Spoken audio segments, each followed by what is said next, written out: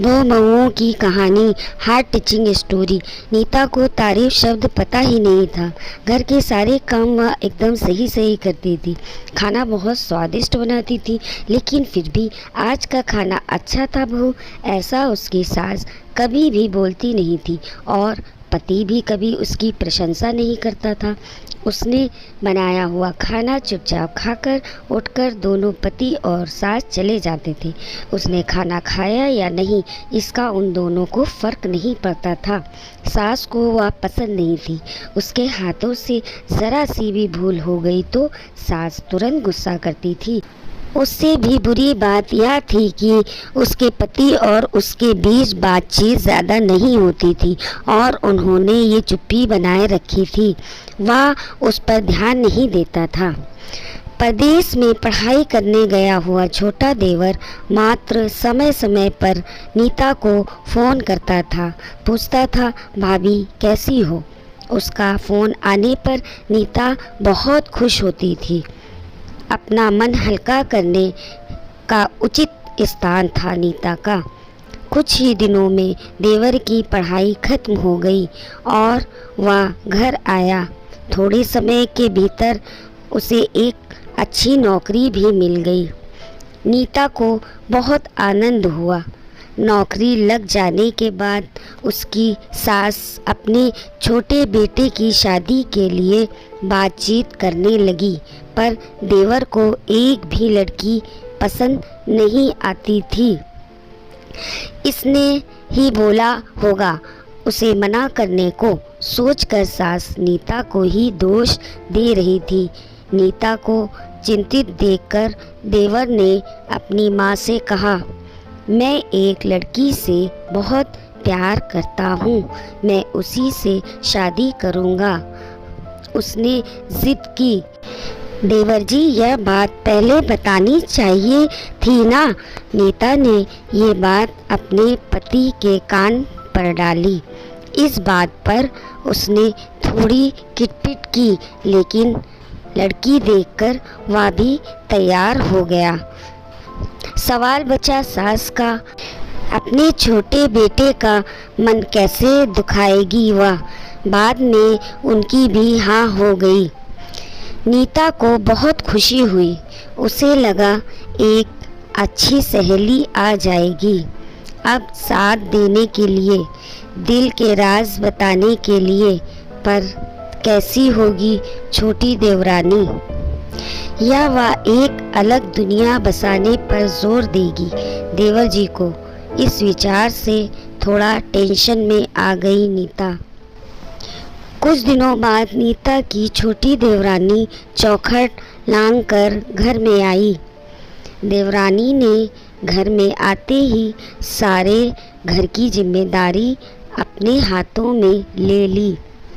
अब सास ने अपनी छोटी बहू की ज़्यादा ही तारीफ करना शुरू कर दिया।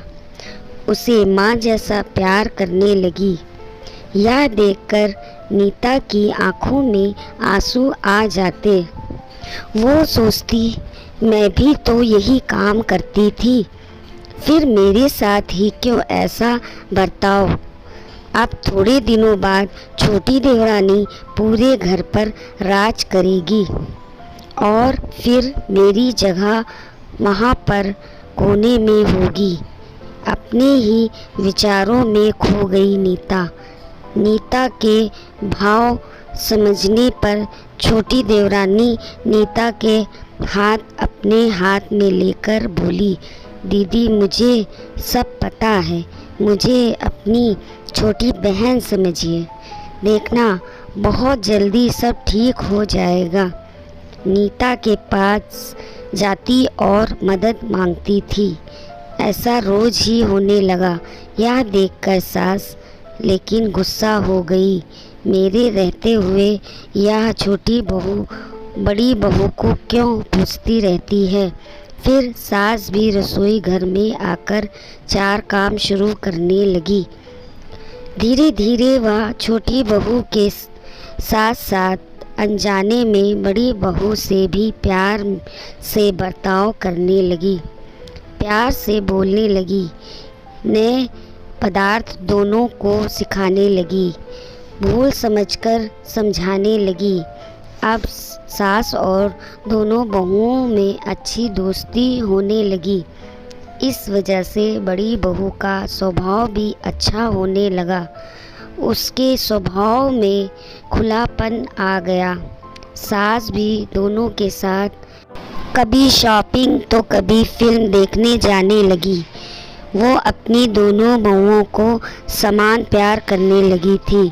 इस वजह से घर का माहौल हंसता खेलता हो गया। इसके अलावा अपने भाई और उसकी पत्नी की बॉन्डिंग देखकर नीता का पति भी उसके साथ अच्छा व्यवहार करने लगा।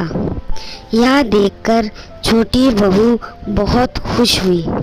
दीदी, घर पर पहले आप ही का हक था, ऐसा बोलकर छोटी बहू ने पूरी घर की जिम्मेदारी अपनी जेठानी को दे दी।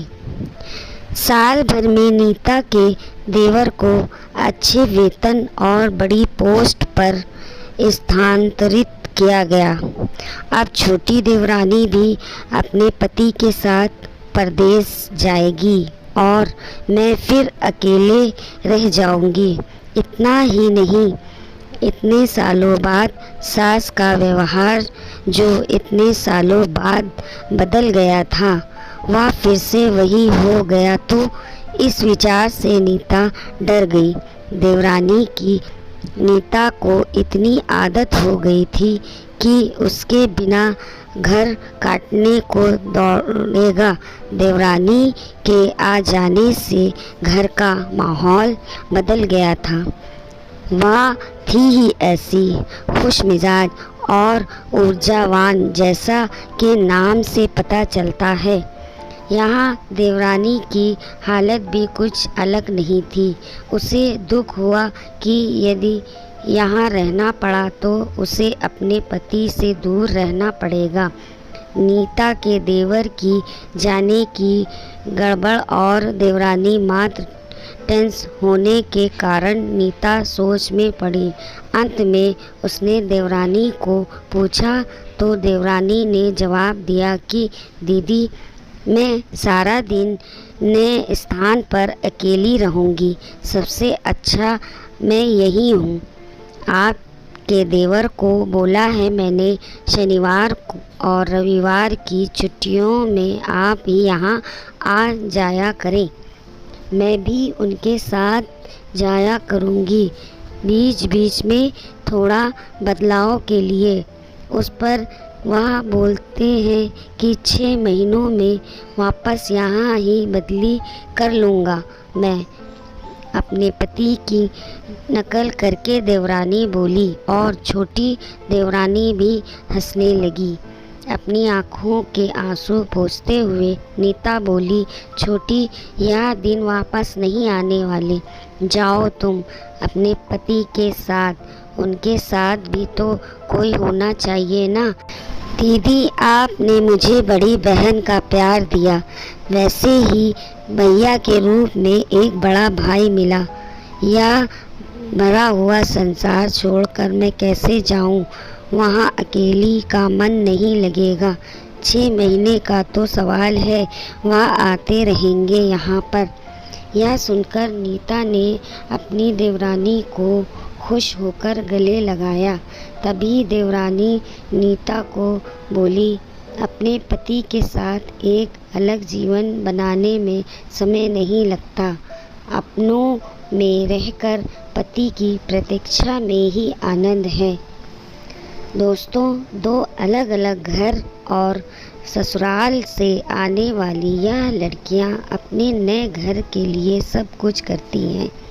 पता ही नहीं चलता कि कब एक दूसरे की आदत हो जाती है। सच में देवरानी जेठानी का रिश्ता बहनों से कम नहीं होता। अगर ये इमोशनल कहानी आपको पसंद आई हो तो वीडियो को लाइक कीजिए, शेयर कीजिए और चैनल को मेरे सब्सक्राइब कीजिए।